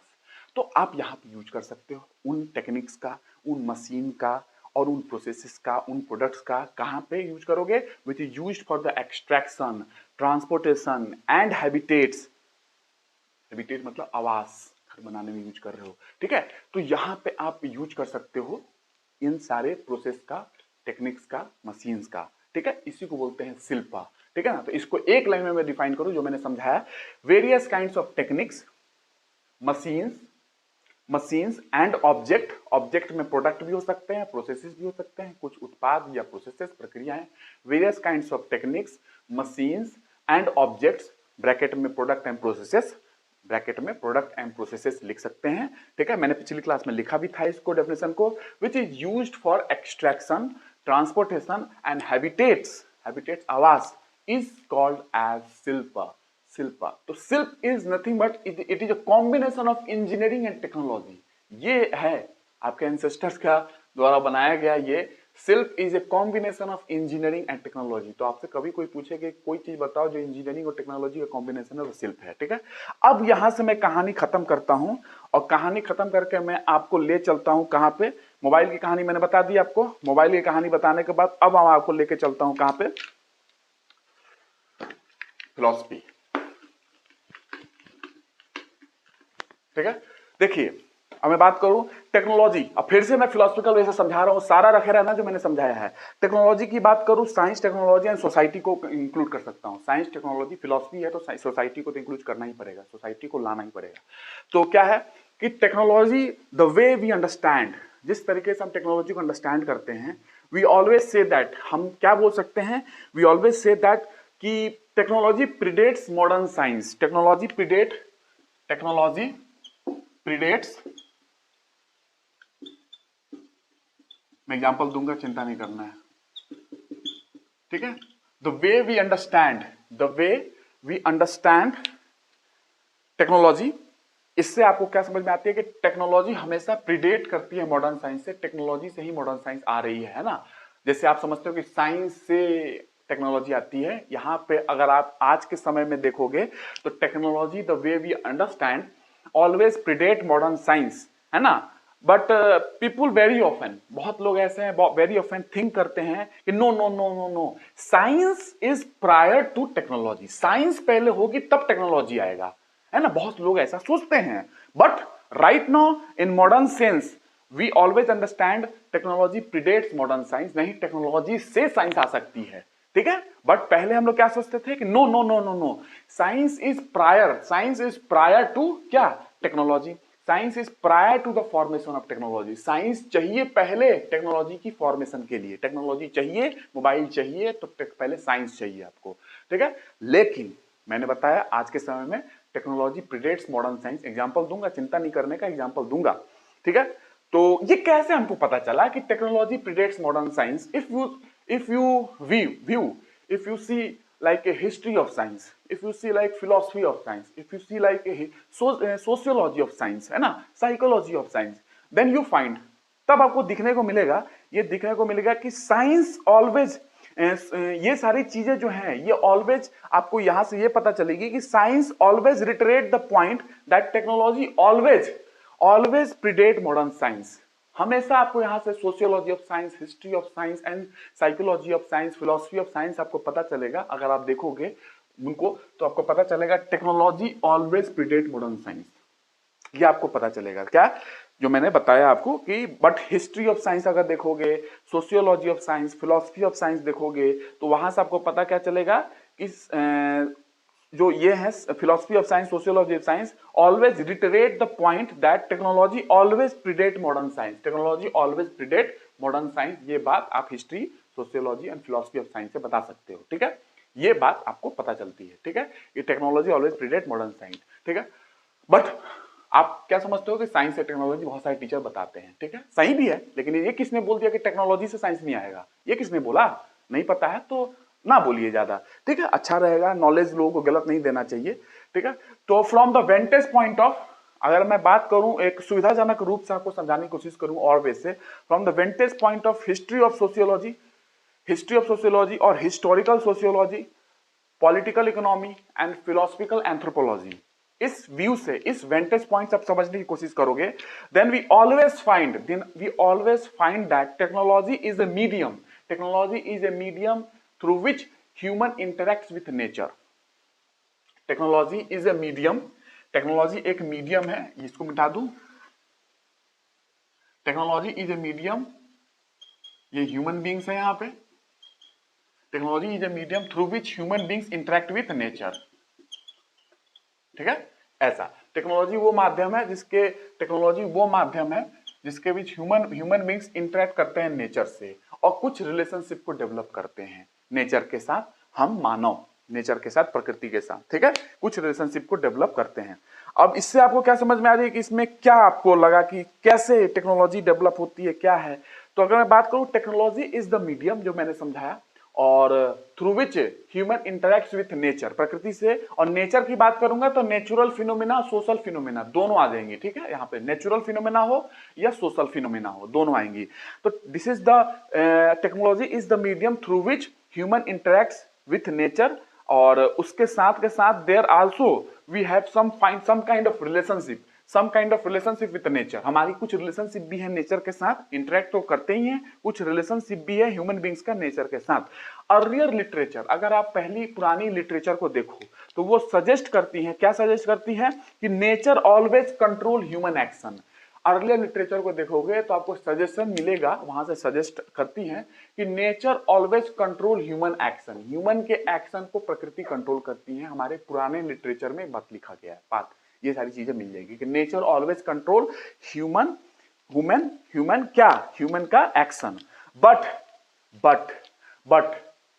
वी, हम जिस समय में हैं, ये मैं लिटरेचर की बात किया हूं पुराने लिटरेचर्स में, but with that rise of enlightenment, जो हमारी इनलाइटनमेंट हुई है, जो ज्ञान की प्राप्ति हुई है, हम लोगों ने स्टडी कर करके पाया है, क्रिटिकल थिंकिंग जो आई है, मॉडर्निटी जो आई है हमारे अंदर, मैंने क्या बताया, जो इनलाइटनमेंट हमारे ह्यूमन बींग्स के अंदर आया है, क्रिटिकल थिंकिंग आई है, मॉडर्निटी आई है, ये मॉडर्निटी समझ रहे हो, आधुनिकता जो है, मॉडर्निटी आई है, रीजनिंग कैपेसिटी आई है, और साथ में इंडस्ट्रियल रिवॉल्यूशन की बात कर लूं, इसके द्वारा हमने ऐसा किया है कि जो नेचर हमें कर रही थी अब हमने उल्टा कर दिया, और we always witness that no no no, nature doesn't control human action, rather human controls, rather इसके विपरीत क्या है, rather human action control nature. जो नेचर कर रही थी, हमारे लिटरेचर में लिखा हुआ है, अब यहां से पता चला कि ह्यूमन एक्शन कंट्रोल कर रहा है नेचर को। कैसे? बाय द मॉडर्निटी, जैसे जैसे आधुनिकता हुई है, बढ़ी है, by the reasoning capacity of our human beings, by the thinking ability of our human beings, by industrial revolution, है ना, by critical reasoning, by critical thinking, ये सारी चीजों से क्या पता चली है कि ह्यूमन बींग्स क्या कर रही हैं, ह्यूमन बींग का जो एक्शन है, ह्यूमन बींग्स का जो एक्शन है, ये नेचर को कंट्रोल कर रहा है। जो कि मैंने बताई थी कि वेस्टर्न जो होते हैं, पश्चिमी लोग, इनका सोचिए कि नेचर के ऊपर रूल करना, बट हमारा सोच ऐसा नहीं था, हमारा सोच नेचर के साथ चलना था, नेचर के साथ चलना है, नेचर को क्षति नहीं पहुंचानी है, बट वेस्टर्न की सोच है। तो ये चीजें अभी घूम के आई है, उल्टा हो गया। जैसे जैसे हम लोगों ने हमारी इनलाइटनमेंट हुई है, हमारी ज्ञान की प्राप्ति हुई, और जैसे जैसे मॉडर्निटी आई है, जैसे जैसे मॉडर्निटी आई, जैसे जैसे क्रिटिकल थिंकिंग आई हमारी, जैसे जैसे रीजनिंग कैपेसिटी हमारी आई है, जैसे जैसे इंडस्ट्रियल रिवॉल्यूशन हुआ, उससे ये पता चला कि नहीं नहीं ऐसा नहीं है। हम लोग क्या है कि जो ह्यूमन बींग्स है, ह्यूमन बींग्स को बात करूं तो ह्यूमन बींग्स की जो एक्शन है वो कंट्रोल कर रही है नेचर को अब, ठीक है। तो देयर भी शिफ्ट, यहां पे शिफ्ट हो रही है, शिफ्ट हो गई, जो ये कंट्रोल कर रही थी अब ये कंट्रोल करने लगी, ये शिफ्टिंग हुआ। जस्ट हमारी जो इतनी कैपेसिटी बढ़ी है थिंकिंग वाली, क्रिटिकल रीजनिंग वाली, इंडस्ट्रियल रिवॉल्यूशन हुआ इन चीजों का कारण, ठीक है। और साथ में क्या हुआ कि हम सिर्फ नेचर को कंट्रोल ही नहीं कर रहे हैं, नेचर पे अपने प्रभाव ही नहीं डाल रहे हैं, साथ में human beings not only change nature, human beings not only change nature, nature means natural phenomena और सोशल फिनोमेना, सामाजिक और प्राकृतिक दोनों की बात कर रहा हूं। तो human beings not only change nature but also change the social relationship implicit, also change the social relationship को भी चेंज कर देते हैं ह्यूमन बींग्स। नेचर को तो चेंज कर ही रहे हैं, सोशल, मैं बोलता है फिलोसफिकल बात चलेगी इसमें, सोशल रिलेशनशिप को भी चेंज कर देते हैं ये नेचर। तो अगर बात करूं मार्क्स की बात करो, आपने सुना होगा फिलोसफी में जो लोग पढ़ते हैं, marks argued that bye acting upon on nature, acting upon on nature, nature पे जो एक्ट किया हम लोगों ने, human beings not only change nature, human beings से प्रकृति को चेंज नहीं करते हैं, बट सिर्फ प्रकृति को ही नहीं चेंज करते हैं, human beings not only change nature, सिर्फ प्रकृति को ही नहीं चेंज करते हैं, but also change themselves, also change दिल से खुद को भी चेंज कर डालते हैं, एज ए सोशल एक्टर खुद को भी चेंज कर डालते हैं, ठीक है। नेचर को करने के साथ साथ खुद को भी चेंज कर डालते हैं, एज मार्क्स आर्ग्यूड, मार्क्स ने बताया था ये बातें, ठीक है। फिलोसफी में मैं आपको बताऊंगा राइट नाउ, उतनी डिटेल में नाम लिखने की जरूरत नहीं है, समझ में आना चाहिए जो मैं समझा रहा हूं, ठीक है। तो ये चीजें हैं। अब जो बात है कि मैंने बताया कि टेक्नोलॉजी प्रीडेट्स मॉडर्न साइंस, है ना, according to sociology of science and philosophy of science and history of science tells that technology predates modern science, but as our people think very often, like science is the reason for technology, science is the cause of technology, ठीक है। लेकिन आज के समय में आपको क्या पता चलती है कि technology predates modern science, technology से साइंस आ सकती है। जो आप सोचते हो कि साइंस से टेक्नोलॉजी आएगी, ऐसा नहीं है, ये भी आ सकती है कि उल्टा भी हो सकता है, टेक्नोलॉजी से साइंस भी आ सकती है। तो आप कुछ एग्जांपल दो, है ना, तो मैं एग्जांपल दूंगा, मैं तो ऐसे आया नहीं हूं पढ़ाने के लिए बस बोल के निकल जाऊं। तो टेक्नोलॉजी से साइंस आती है, ध्यान से सुनना, मैं रिक्वेस्ट करूंगा ध्यान से सुनना, ध्यान से सुनो, कॉन्सेप्ट बनाने आया हूं, यूपीएससी एग्जाम देना है, एग्जामिनेशन हॉल में भी और इंटरव्यू में भी आपको मजा आएगा वहां जब बताओगे आप ये सारी चीजें, ठीक है। और इसके साथ आपकी थिंकिंग भी डेवलप हो रही है। तो टेक्नोलॉजी की बात करूं तो इसमें मैं आपको ये बता सकता हूं कि technology predates modern science, modern science को प्रीडेट करती है इन द सेंस, किस सेंस में बोल सकता हूं कि टेक्नोलॉजी कारण बन सकती है विज्ञान का। आपको बताऊं, मैकेनिकल इंजीनियरिंग से फिर घुस के बताता हूं। पहले पता है स्टीम इंजन की बात आपने सुना है, पहले स्टीम इंजन खोजी गई थी 19th सेंचुरी, पहले स्टीम इंजन खोजी गई थी, फर्स्ट स्टीम इंजन। आपको पता है जेम्स वाट की कहानी वगैरह, इंडस्ट्रियल रिवॉल्यूशन जब मैं पढ़ाऊंगा आपको तो जेम्स वाट से पहले भी जो इसकी वर्किंग चली थी स्टीम इंजन की मैं सब बताऊंगा। तो फर्स्ट स्टीम इंजन जो मैं बता रहा हूं ना, स्टीम इंजन क्या है, टेक्नोलॉजी है। तो technology predates modern science, technology से साइंस आती है। इसका प्रूफ क्या है, इसका एग्जांपल क्या है, मैं बता रहा हूं कि first steam engine was invented, पहले स्टीम इंजन को इन्वेंट किया गया, then we encountered the laws of thermodynamics, तब हम लोगों को लॉज ऑफ थर्मोडायनेमिक्स पता चला। तो लॉज ऑफ थर्मोडायनेमिक्स क्या है, साइंस है, साइंस। बट स्टीम इंजन क्या है, जो इन्वेंशन हुई वो टेक्नोलॉजी है। तो स्टीम इंजन की इन्वेंशन के कारण हमें लॉज ऑफ थर्मोडायनेमिक्स का पता चला। तो स्टीम इंजन एक टेक्नोलॉजी, टेक्नोलॉजी से साइंस पता चला, इसीलिए मैंने लिखा है टेक्नोलॉजी प्रीडेट्स मॉडर्न साइंस, ठीक है। एक एग्जांपल मिला बहुत बेहतरीन, क्या मिला, आप बता सकते हो कि first steam engine was invented, पहले स्टीम इंजन को इन्वेंट किया गया। आपको ये मिल रही है क्योंकि मैं इंजीनियरिंग बैकग्राउंड का हूं तो मैं आपको दे रहा हूं, अदरवाइज अंडरस्टैंडिंग लोगों के पास नहीं है। मैं सच बोल रहा हूं, अंडरस्टैंडिंग लोगों के पास नहीं है, मुझे बोलना अच्छा नहीं लगता है, लेकिन जब हो तब तो मैं बोलूं। यूपीएससी में लोगों को अंडरस्टैंडिंग नहीं है। इनफैक्ट आपको बता रहा हूं, रटना एक अलग चीज होती है और अंडरस्टैंडिंग अलग चीज होती है, रट के चीजों को बताना एक अलग चीज होती है, ठीक है। आई होप ये लेक्चर देखने के बाद और जो इसके बाद टीचर बनेंगे मेरे लेक्चर्स देखने के बाद, आज के 5 साल बाद 10 साल बाद, तो एक अंडरस्टैंडिंग के साथ पढ़ाएंगे, ठीक है। लेकिन मैं हूं तब तक देश का सेवा कर रहा हूं। तो first steam engine was invented, then we encountered the laws of thermodynamics. I mean इसका मतलब क्या है, technology also changes, technology also changes the direction of basic research. टेक्नोलॉजी भी बेसिक रिसर्च की डायरेक्शन को, जो क्या कहते हैं, अनुसंधान की जो दिशा है उसको भी बदल सकती है टेक्नोलॉजी।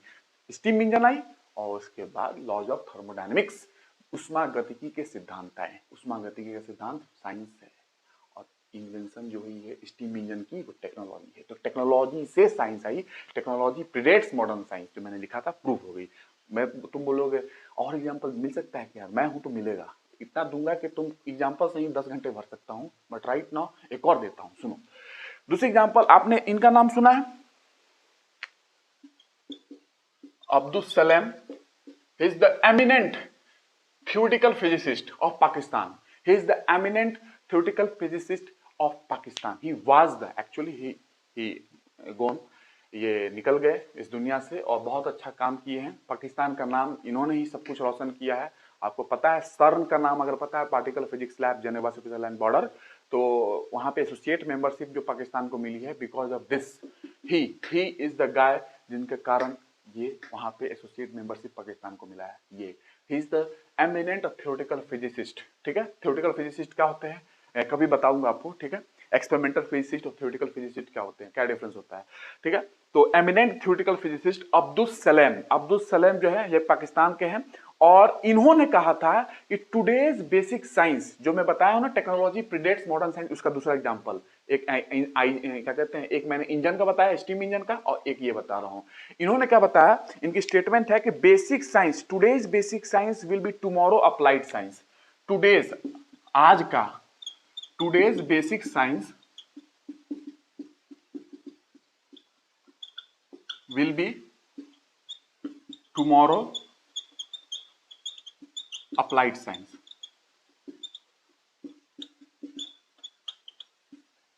आज का जो बेसिक साइंस है वो कल अप्लाइड साइंस हो, टेक्नोलॉजी हो सकता है। लेकिन ये तो साइंस है टेक्नोलॉजी की बात होगी। इन्होंने बोला वाइस वर्सा, उल्टा भी संभव है। ठीक है, उल्टा मतलब कि applied science, even applied science, मतलब कि ये टेक्नोलॉजी की जो बात कर रहे हो, even applied science also changes the direction of principle of basic science. Even applied science also changes, even applied science, vice versa भी बोल सकते हो, उल्टा। Even applied science changes the direction of basic science.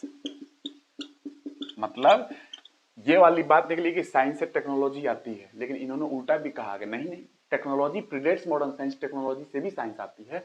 Abdul Salam, he is the eminent theoretical physicist. मैंने 2 जगह से आपको proof किया कि एग्जांपल के साथ कि technology predates modern science, technology से भी साइंस आती है। ठीक है, तो अब इनकी काम क्या है, ये पहली पाकिस्तानी थे, he was the first Pakistani जिनको नोबेल पुरस्कार मिला। In fact he is the first Muslim who receive Nobel पुरस्कार। ठीक है, और इनको क्या कहते हैं 1979 में 3 लोगों के साथ मिला था, मैं आपको बताऊंगा पार्टिकल फिजिक्स में। ठीक है, और इनका वर्क जो है ही वाज इनका जो वर्क है led to the discovery of Higgs boson particle. Higgs boson particle 2012 में जो मिली थी, उनमें इनका बहुत बड़ा योगदान है। हिग्स बोसॉन पार्टिकल की बात मैं करूंगा आपको, which provides mass to other particle, दूसरे पार्टिकलों को मास देती है। The particle responsible to giving the mass of all other particle. ठीक है, ऑल अदर डिफरेंट पार्टिकल्स की जो मास देने के लिए responsible Higgs boson particle, God particle के नाम से जानी जाती है, उसमें बहुत बड़ा योगदान था इनका, जो 2012 में वो मिली थी हिग्स बोसॉन पार्टिकल। ठीक है, और इनका इलेक्ट्रो वीक यूनिफिकेशन, आपको पता है फंडामेंटल 4 फोर्सेस होती हैं नेचर में, gravitational force, electromagnetic force, weak nuclear force and strong nuclear force. Strong nuclear force सबसे स्ट्रॉन्गेस्ट फोर्स होती है। अगर मैं बात करूं, अगर स्ट्रेंथ की बात करोगे, स्ट्रॉन्ग न्यूक्लियर फोर्स की स्ट्रेंथ अगर 1 है, तो ग्रेविटेशनल फोर्स की स्ट्रेंथ 10⁻⁻40 है। सोच लो, आप समझ सकते हो स्ट्रेंथ कितनी ज्यादा है स्ट्रॉन्ग न्यूक्लियर फोर्स की। तो ये है, और इसी पे इन्होंने काम किया था। एक्चुअली इलेक्ट्रो वीक यूनिफिकेशन थी, मतलब वीक न्यूक्लियर फोर्स है और इलेक्ट्रोमैग्नेटिक फोर्स को यूनिफाई किया था। हम लोग कोशिश कर रहे हैं कि हमको एक जो फोर्स मिल जाए, उसी से हमारा सारा फोर्स डेवलप होता है। हम लोग एक खोजने की कोशिश करते हैं कि इसी से सारा चीज डेवलप हो जाए, इससे हमारी स्टडी आसान हो जाती है ना। तो इतने फोर्सेस हैं, तो क्यों ना हम ऐसा कुछ खोज ले जिससे एक चीज हो, उसी से सारी फोर्सेस बनी हो। तो यूनिफिकेशन, इलेक्ट्रो वीक यूनिफिकेशन में इनका बहुत बड़ा योगदान है, ये eminent theoretical physicist. weak unification which explains the unity of weak nuclear force and electromagnetic force. Weak nuclear force and electromagnetic force की यूनिटी की बात करती है, ये दोनों एक है, यूनिटी की बात करती है, उनमें इनका योगदान है। पार्टिकल फिजिक्स में और थोड़ा आपको बताऊंगा, ठीक है।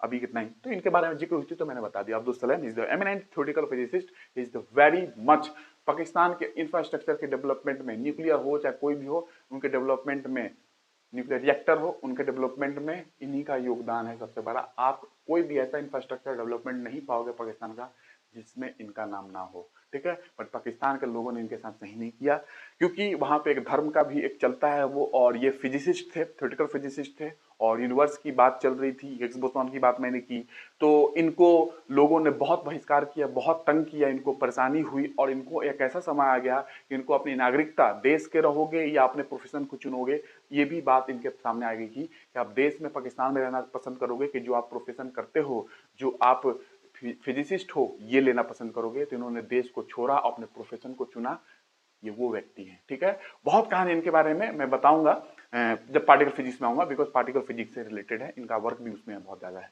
ठीक है। हिग्स बोसॉन का मैंने बताया ना 2012 में 3 लोगों के साथ शेयर हुआ था नोबेल पुरस्कार, 1979 का इनको मिला था, ठीक है। He is the first Pakistani who received the, who got the Nobel पुरस्कार, who got the Nobel prize, along with he is the first Muslim also, in fact he is the first Muslim also who got the Nobel पुरस्कार, who got the Nobel prize, ठीक है। तो ये चीजें हैं, अब आपको चीजें समझ में आई कि मैंने क्या बताने की कोशिश आपको की है, ठीक है। अब मुझे आप ऐसा लगता है कि मैंने बहुत अभी कम बताया है, एक्चुअली मैंने बहुत कम बताया है, क्योंकि मैं अभी आपको अगर हिंट दे दूं कि मैं टेक्नोलॉजी को आपको डिफाइन किया हूं, अभी यहां पे मुझे बताना है कि टेक्नोलॉजी इज न्यूट्रल और नॉट।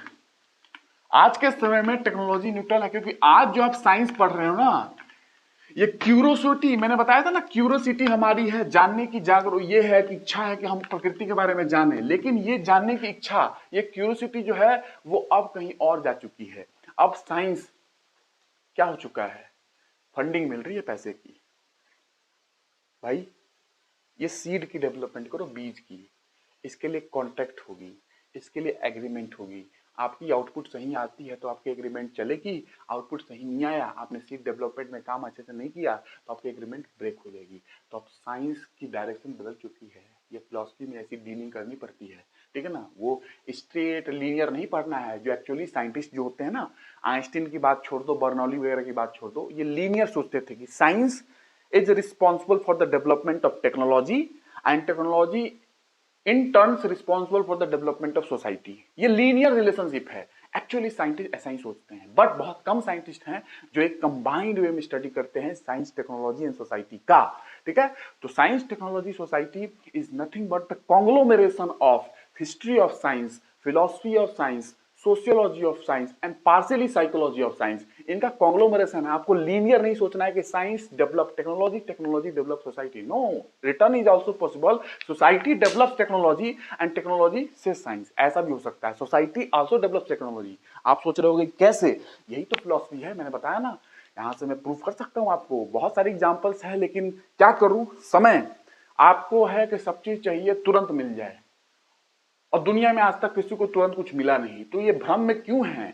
एग्जाम भी नहीं निकलता तुरंत किसी से, भैया 4 साल 5 साल लोग लगा ले रहे, जाकर देखो टॉपर्स जो हैं किए हुए हैं, 4 साल 5 साल लगा रहे, तो गलती है, बाद में गलती का एहसास होती है तो समझ में आते हैं कि गलती क्या कर रहे थे, सीखना तो पड़ेगा, एग्जाम के लेवल पे आना तो पड़ेगा, जल्दी करने से कुछ नहीं होने वाला, जल्दी से कुछ नहीं होगा, कुछ नहीं होगा, कुछ नहीं होगा, याद रखना। तो आपकी कमी है, अगर आप लोग मुझे इजाजत दे तो मैं तो समझा दूं साला, क्योंकि मुझे पता है आजकल लोगों को जल्दी लगी पड़ी है ना, जल्दी मिल जाए, है ना, जल्दी हो जाए, सब काम जल्दी हो जाए। अरे भैया जल्दी नहीं होता सारा काम, पढ़ाई तो और नहीं होती है, इतना आसान रहता है तो सब लोग पढ़ लेते हैं, है ना। Is the most difficult, study is the most difficult part in this universe and study is also the most simplest part in this universe. Depend करता है लोग कैसे हैं पढ़ने वाले, ठीक है, तो वो चीजें हैं। बट साइंस को अगर मैं थोड़ा सा बताऊं, फिर से फिलोसफिकल व्यू रखूंगा, साइंस, टेक्नोलॉजी मैंने समझाया, और भी टेक्नोलॉजी के बारे में समझाऊंगा। Science as an inquiry, inquiry की तरह, आप जानते हो प्रकृति में इंक्वायरी कर रहे हो, चीजों को ढूंढ रहे हो, लॉज को ढूंढ रहे हो, फिजिकल लॉज को ढूंढ रहे हो, नेचर में क्या क्या इवेंट के लिए कौन कौन सी लॉ काम करती हैं। Inquiry, science as a method, method भी हो सकता है। साइंस एज ए इंस्टीट्यूशन, institution social and political institution, institution. Science as an ideology, Nazi ideology, Nazi party, नाम जानो, Nazi party Germany, ideology and science, ये अब मैंने बताया ना फिलोसफी में जब घुसूंगा तो फिर वहां पर अलग ही बेसिस साइंस पढ़ाऊंगा। सब सही है ऐसा मत कर देना कि पता नहीं वो क्या पढ़ाया था। वो लीनियर मॉडल है साइंस के हिसाब से। साइंस क्या बोलती है, यहाँ मैंने फिलोसफी को इंक्लूड किया है, हिस्ट्री ऑफ साइंस को इंक्लूड करके समझा रहा हूँ, आपको समझा रहा हूँ।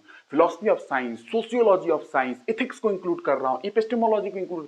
इपिस्टेमोलॉजी आपको पता हो तो एंड इथिक्स को कंबाइन करते हो तो फिलोसफी ऑफ साइंस समझ में आती है कि फिलोसफी ऑफ साइंस, क्योंकि सिर्फ इपिस्टेमोलॉजी को लेके साइंस नहीं समझ सकते हो। जिसको इपिस्टेमोलॉजी नहीं पता है मैं समझाऊंगा। इपिस्टेमोलॉजी का मतलब होता है नॉलेज, नॉलेज की बात की जाती है, हाउ नॉलेज डेवलप, है ना। तो नॉलेज की बात की जाती है, एक्चुअली इपिस्टेमोलॉजी का मतलब नॉलेज होता है, ठीक है। तो ये चीजें है इंक्वायरी, उसका टेंशन नहीं लेना। मैं एक साथ कितना समझा दूं, पहले ये तो बात कर लूं, वो चीजें आएगी धीरे धीरे मैं समझा दूंगा, क्योंकि मैं फिलोसफी पढ़ाऊंगा तो सारी चीजें आएगी, एपिस्टेमोलॉजी मुझे पढ़ाना पड़ेगा, ठीक है। और तो this is science inquiry, as a inquiry, science as a inquiry, as a method, as A institution, as a ideology and transition. एक साइंस एक ट्रांजिशन भी है from the world of unknown to the world of known. जो आपको नहीं पता है वो आज पता है, जो आज नहीं पता वो कल पता होगा। तो science is a transition from the world of unknowability to the world of knowability. Science as a transition from the world of unknown to the world of knowns, ठीक है। तो वो भी लाख लो यहाँ पे लिख सकते हो, ये ऐसे समझ सकते हो साइंस को, फिलोसफी जब जोड़ रहे हो, सोशियोलॉजी को जोड़ रहे हो, इन चीजों को, तो ठीक है। इंक्वायरी, मैं इसमें एक चीज आपको समझाता हूँ, इंक्वायरी नहीं समझाऊंगा अभी, मेथड समझाता हूँ।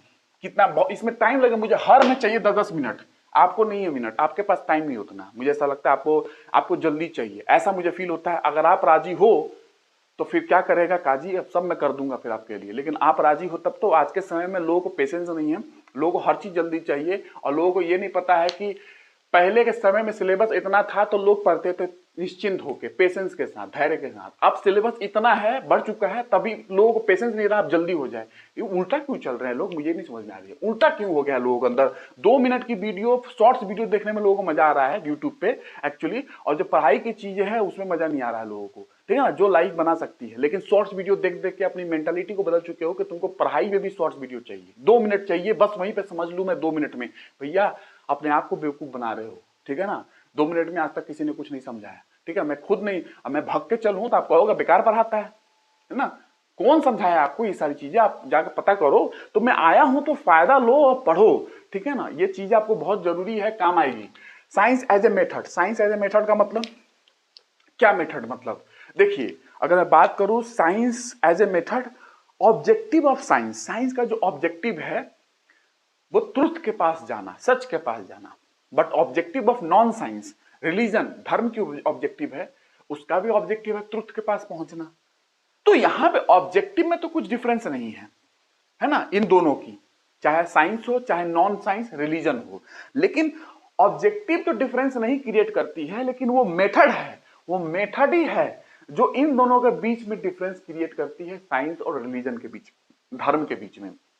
क्या मतलब कि मेथड जो है वो विच डिस्टिंग्यूश साइंस, डिस्टिंग्यूश करती है, डिफरेंट करती है, डिफरेंशिएट करती है, डिस्टिंग्यूश साइंस फ्रॉम रिलीजन, रिलीजन से डिस्टिंग्यूश करती है। ये मेथड ही है जो रिलीजन को साइंस से डिस्टिंग्यूश करती है, अलग करती है, भिन्न करती है। कैसे?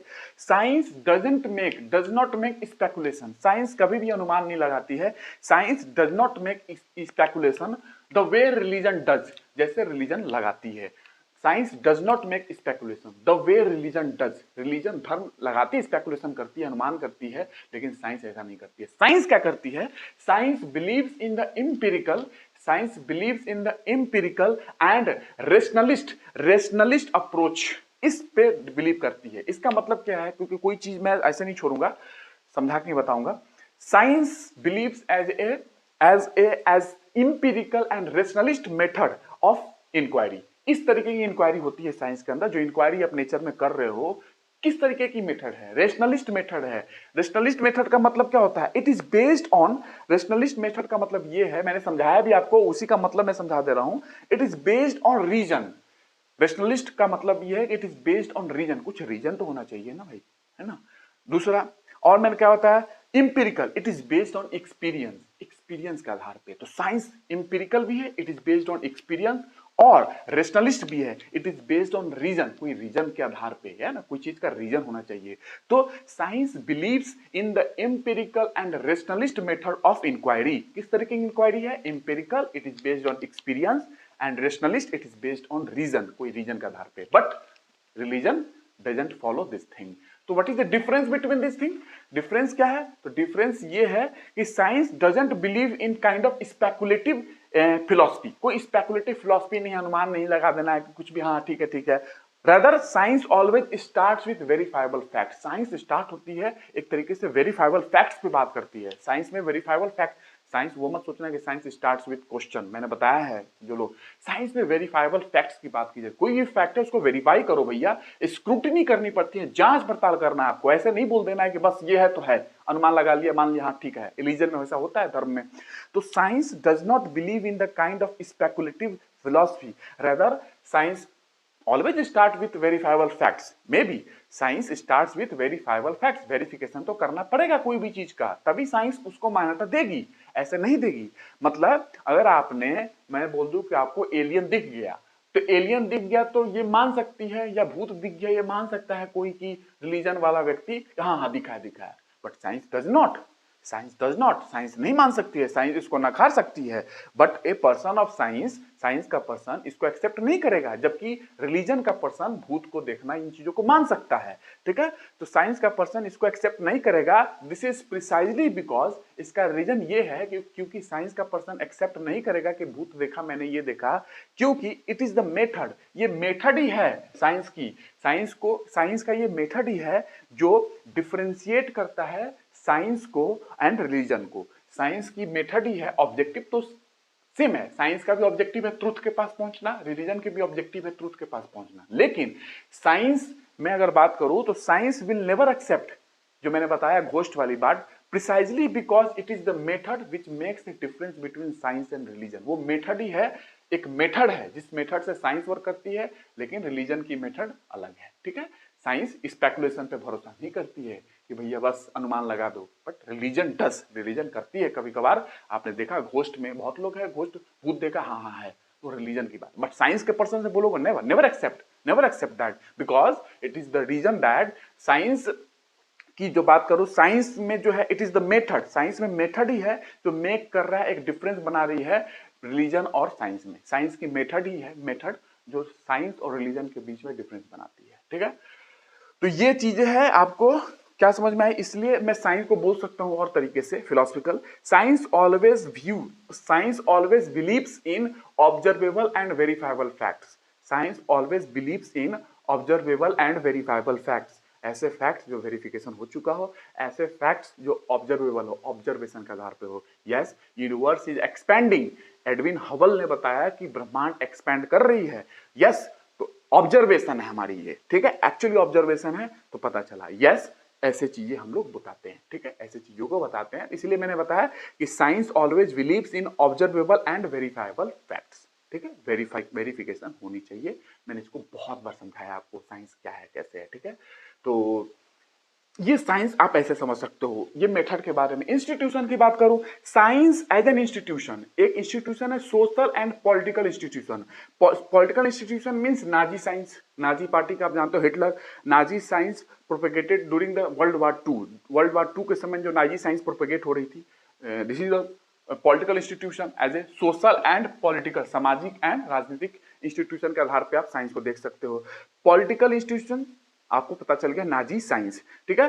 और सोशल इंस्टीट्यूशन स्टेट राज्य की बात कर लो। अब कैसे है ये आपको समझना पड़ेगा, क्योंकि साइंस में आपने सब सुना नहीं है, फिलॉसफी में आपको समझना पड़ेगा, स्टेट भी इफेक्ट करती है साइंस को, ठीक है। तो मैं समझाऊंगा आपको धीरे धीरे, आपको ऐसे नहीं छोड़ के जाऊंगा, सब कुछ समझाऊंगा, क्योंकि आपके सब्जेक्ट में, बहुत सारे सब्जेक्ट में काम की चीजें है ये, ठीक है। Science is treated as an ideology, science is treated, मैंने बताया ना, ये पॉलिटिकल इंस्टीट्यूशन, सोशल इंस्टीट्यूशन की बात करोगे तो सोशल इंस्टीट्यूशन में family, marriage, kinship, educational institution, IIT का निर्माण हो गया, सीएसआईआर का लैब हो गए, यूनिवर्सिटी हो गए, ये सोशल इंस्टीट्यूशन हो गए। पॉलिटिकल इंस्टीट्यूशन में स्टेट हो गया, ठीक है। तो स्टेट वाली चीज मैं अभी बाद में समझाऊंगा, बट एग्जांपल के तौर में आप रख सकते हो कि पॉलिटिकल इंस्टीट्यूशन स्टेट, और सोशल इंस्टीट्यूशन में फैमिली हो गया, मैरिज हो गया, शादी विवाह, परिवार हो गया, किनशिप हो गया, एजुकेशनल इंस्टीट्यूशन है ना। जैसे आईआईटी का फॉर्मेशन हो गया, सीएसआईआर का लैब हो गया, यूनिवर्सिटीज का फॉर्मेशन हो गया, जैसे कि राजीव गांधी प्रौद्योगिकी विश्वविद्यालय, आरजीपीवी यूनिवर्सिटी, मथुरा यूनिवर्सिटी, ऐसे बहुत सारी यूनिवर्सिटी आप समझ सकते हो। That is comes under social institution, ठीक है। Science as an ideology, science को ट्रीट कर सकते हो एज ए आइडियोलॉजी, जैसे नाजी पार्टी आइडियोलॉजी, हिटलर की नाजी पार्टी की आइडियोलॉजी, तो science can be treated as ideology, ठीक है। यहाँ पे डिटेलिंग में मैं नहीं जा रहा हूं।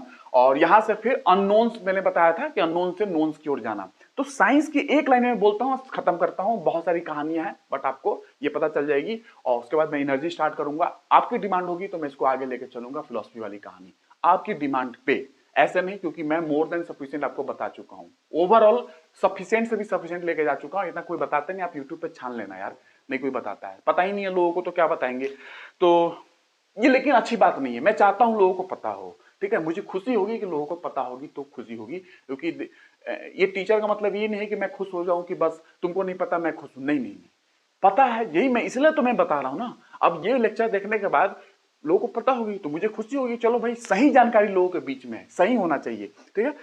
साइंस को मैं एक लाइन में फिर से फिलोसफिकल वे से दिखाऊं, science teaches us how to move, science teach करती है हमें, science teaches us how to move from the darkness to a lighting, darkness से लाइट की ओर कैसे, अंधकार से उजाला की ओर कैसे मूव कर सकते हो, ये हमें साइंस टीच करती है।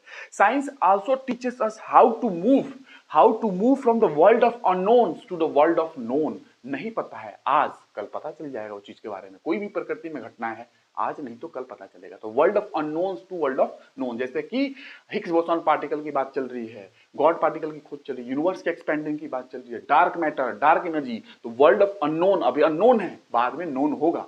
साइंस टीच करती है हमें। और science also teachers how to create, how to create, कुछ चीज को क्रिएट कैसे करना, हाउ टू क्वेश्चन कैसे करना है किसी से, हाउ टू इंटरोगेट का मतलब पूछताछ कैसे करनी है, how to interrogate the existing structure, कोई भी एग्जिस्टिंग स्ट्रक्चर है उसको पूछताछ कैसे करनी है, क्यों है, कैसा है, how to interrogate the existing structure and how to interrogate the sub structure के पार्ट को भी इंटरोगेट करना है।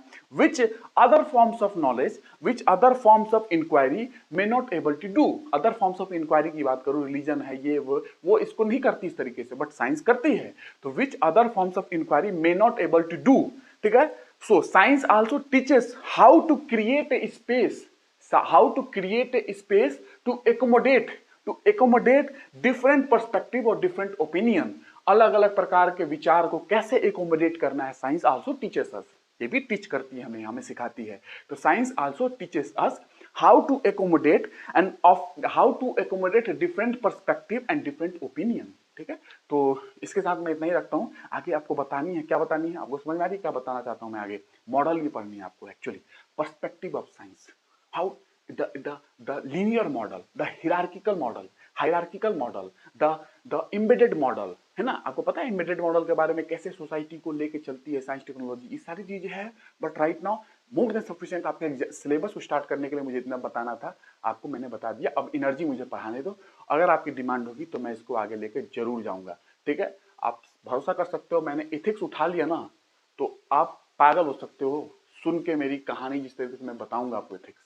मैंने सोशियोलॉजी फिलॉसफी अगर उठा लिया, जिस तरीके से मैं समझा रहा हूं इसको, और बेट सोचो मैं अभी साइंस के लिए जल्दी जल्दी भाग रहा हूं कि मैं आपको जल्दी से स्टार्ट करूं। सोचो जब मैं सिर्फ सब्जेक्ट लेकर आऊंगा तो कैसे पढ़ाऊंगा, आप सोच सकते हो, ठीक है। आऊंगा जरूर, बट आपकी डिमांड हुई तो जल्दी होगी, नहीं तो थोड़ा बाद में आएगी, ठीक है। थैंक यू, आज इतना ही। और अच्छा लगेगा तो लोगों को दो, सबसे इंपॉर्टेंट है लोगों को दो, लोग समझे, टीचर भी होंगे उनको भी देना। और मुझे कुछ सीखने को मिल, अच्छी बात है, सीखना चाहिए, छोटा हो चाहे बड़ा हो, सीखना चाहिए। और इसीलिए मैं इतने अच्छे तरीके से बता रहा हूँ, सीखो सिखाओ, यही सीखना सिखाना चलते रहना चाहिए, ठीक है। तो आई होप सब कुछ समझ में आया होगा। नेक्स्ट क्लास में मिलता हूँ। लोगों को दो, अच्छा लगे तो फीलिंग जाहिर करो। फीलिंग कैसे जाहिर करोगे, ऐसे करोगे, और उसके साथ हमें कमेंट में बताओ कैसा लगा, कैसा फीलिंग आया, कभी सीखे ऐसा कुछ और बता दूं, या इसको प्रोसीड करना है, अलग लेक्चर बना के मैं आपको प्रोसीड करके बताता रहूं, एनर्जी स्टार्ट कर देता हूं, ठीक है। सब कुछ स्टार्ट हो जाएगी, आपके रिस्पॉन्स के आधार पर सब कुछ है, ठीक है। मिलता हूं नेक्स्ट क्लास में, थैंक यू।